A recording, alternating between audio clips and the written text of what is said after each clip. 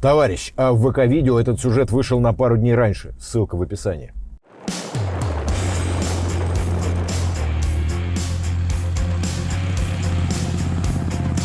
Все классно, но мерзнет все. Не по погоде, мне кажется, я одет, зато я еду. Но поговорка про лучше плохо ехать тут не подходит.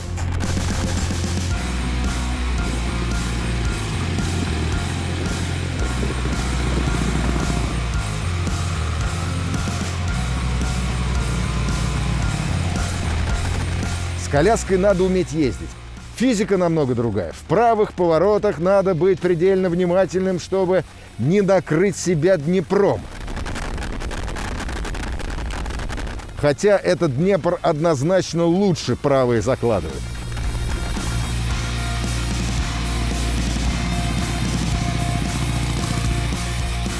Максимальная скорость тут может быть больше 100 км в час. Но это как надо испугаться, чтобы ты потерял чувство самосохранения?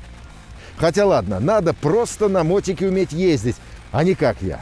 А вообще нехрен на нем по нормальным дорогам ехать. Не для этого цветочек растили.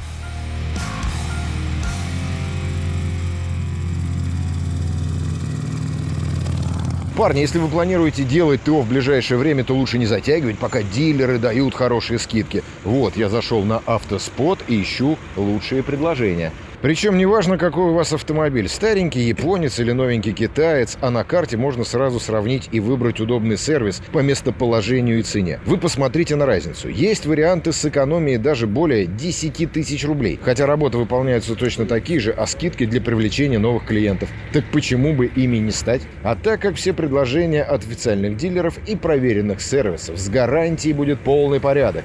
Так что, если у вас подходит время пройти очередное ТО, всегда смотрите цены и скидки на Автоспот. Ссылку на Автоспот я оставил в описании, а чтобы скидки всегда были под рукой, скачивайте мобильное приложение и быстрее поменяйте масло, чтобы летом заниматься любимым делом, скажем, рыбалкой.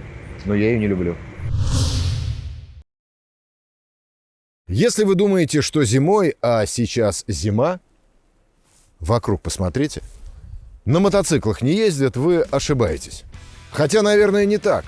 Раньше ездили богатыри, не мы.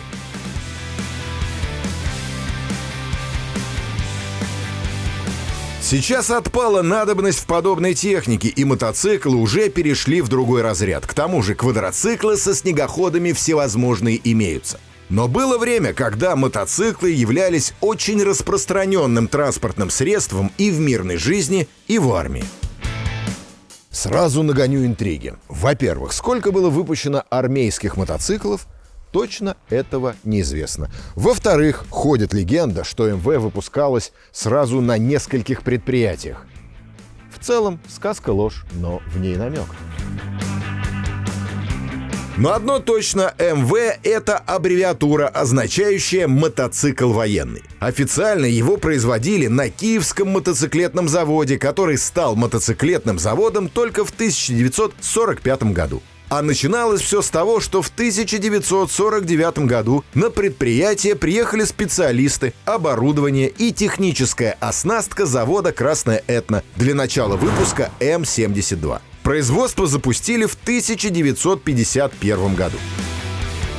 Затем была модель М750 и М650, потом МТ-9 и МТ-10. Но все они были, по сути, переосмысленными потомками тяжелого немецкого мотоцикла BMW R71.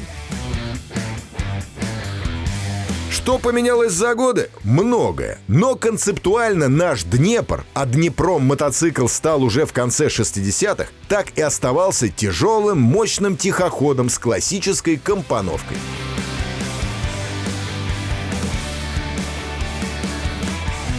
В чем классика? Основа основ — рама, ибо рама для мотоцикла — основа, ибо в раме крепятся все узлы и механизмы. Рама трубчатая, сварная, закрытого типа. Ее изготавливают из стальных труб специального профиля, она неразборная. Рамы разных моделей киевских мотоциклов однотипны и различаются не сильно. Хочется отметить, что наш МВ-650 по сути является армейской версией мотоцикла МТ-1036. Про отличие от гражданской версии чуть позже. Сначала про подвеску. Заднюю подвеску, она действительно подвеска. Маятниковая. В конструкции есть рычаг, вот он, и даже сайлентблоки. Привод, кстати, кардан, а не цепь. Подвеска надежная. И во время эксплуатации рычаг не выворачивает в бок. Также в конструкции присутствуют пружинно-гидравлические амортизаторы, присоединенные к рычагу задней подвески, и к опорным кронштейнам рамы, также через резиновые шарниры. Передняя подвеска, а точнее передняя вилка на КМЗ, устанавливается телескопического типа с гидравлическими амортизаторами двухстороннего действия. И знаете, она унифицирована и взаимозаменяема с передней вилкой ирбитских мотоциклов. Хотя чему удивляться, советская унификация во всей красе. Да, Урал с Днепром родные братья. Так, далее мотор, и, естественно, он оппозитный. Двигатель МТ-801. В заводской номенклатуре КМЗ 8.152.01.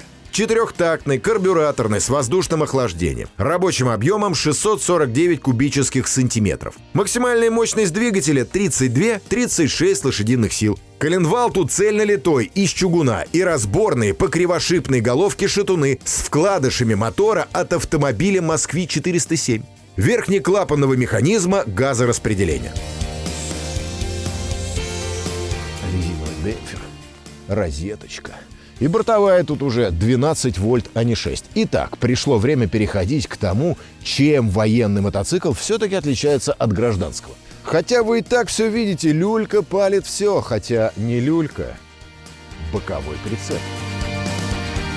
У прицепа есть своя рама. Она трубчатая, сваривается и в местах сварки усиливается косынками.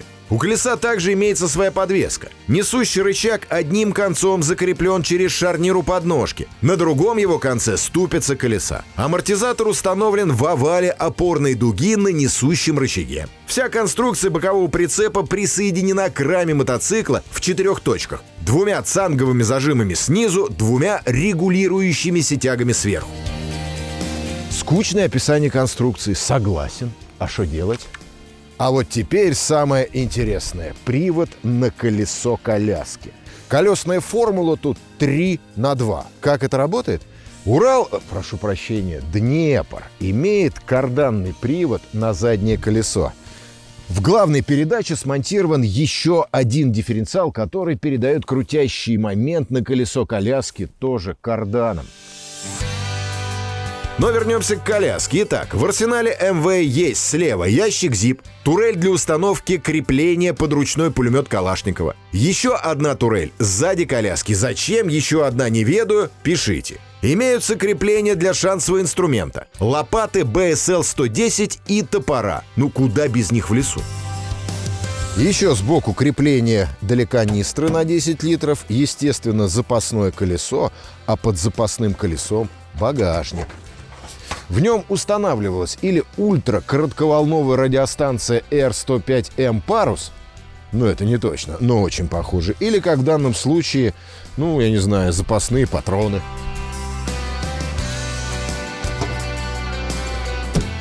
И, конечно же, на фаре установлено СМУ – светомаскировочное устройство. Это устройство позволяло сделать свет фары скрытным, вот так вот, с воздуха. Забыл упомянуть габариты мотоцикла для понимания. Габаритный размер. Длина 2430 мм, ширина 1700 мм, высота 1100. Все это весит 370 килограммов с полным загрузом боекомплекта и топлива. Но вот грузоподъемность удивляет – 390 килограммов. Ну что, начинаем запускать мотоцикл, и, как всегда, это целый ритуал с краниками, подсосами. Но знаете, что самое приятное в этом мотоцикле? Задняя передача. Включается она, правда, вручную вот этим рычажочком. Да, кстати, совсем забыл, еще несколько отличий. Пиктограммы над лампочками и резиновый пыльничек над замком зажигания.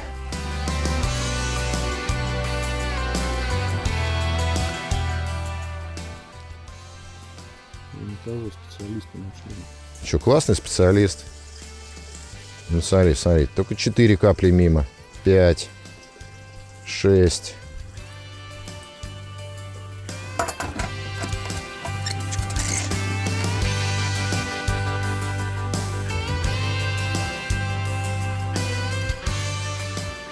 Ну что ж, помулясь.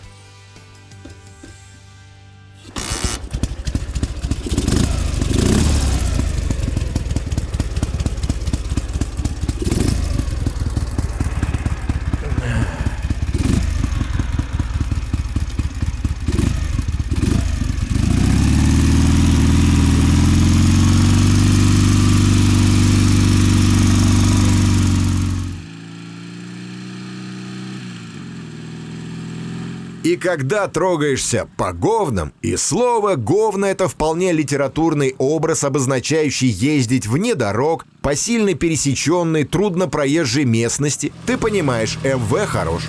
2 колеса гребут постоянно, и это делает мотоцикл вездеходом на песчаной, заснеженной и заболоченной местности, как гласит инструкция эксплуатации. «Постоянный полный» в кавычках. Такая двухколесная Нива. Крутящий момент передается на то колесо, которое легче крутится. Короче, то, которое буксует, то крутится, а не то, которое может помочь. Ну, примерно так.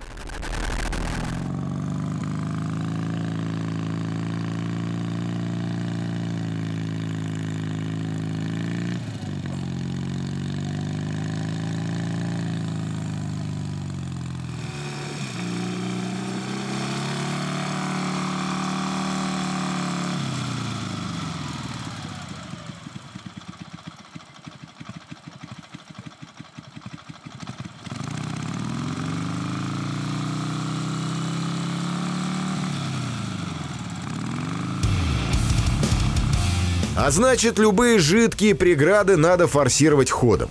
Увеличившаяся проходимость, маневренность и малозаметность — это не относится к шумности — определила место службы практически всех МВ-650 и 770 в разведывательно-диверсионных подразделениях. Мотоциклы с приводом на боковой прицеп, кстати, не поставлялись за границу в силу невысокого количества производства. Значит, если на мотике едете вдвоем, второй обязательно должен сидеть в коляске. Это опять же написано в инструкции. Понятно почему. Расход топлива тут конский, 8,5 литров на сотню. Да, бензин самый грустный, желательно 66-й, но все равно.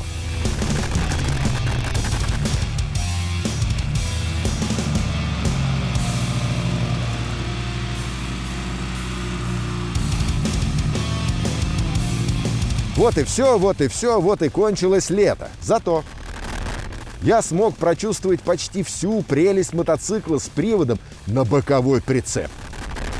Кого за это благодарить? Женю из Звенигорода. Спасибо. Ну и охота продолжается.